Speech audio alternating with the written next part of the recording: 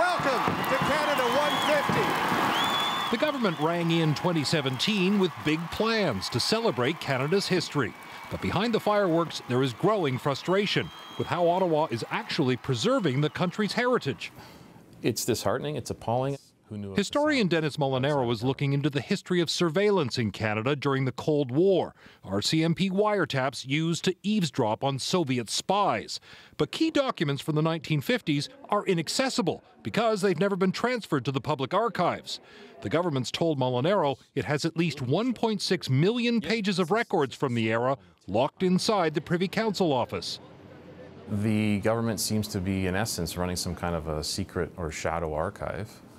He says there's no way to know what the government is holding.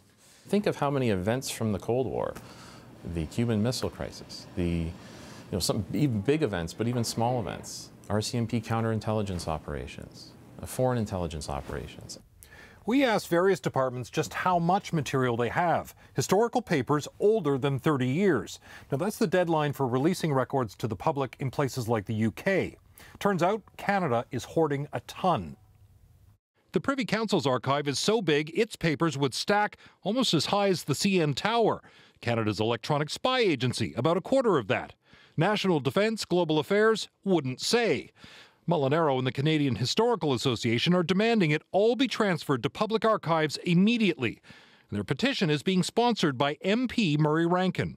Historians have brought our history alive, and if they can't have access to the raw materials to do that, we are impoverished as a people.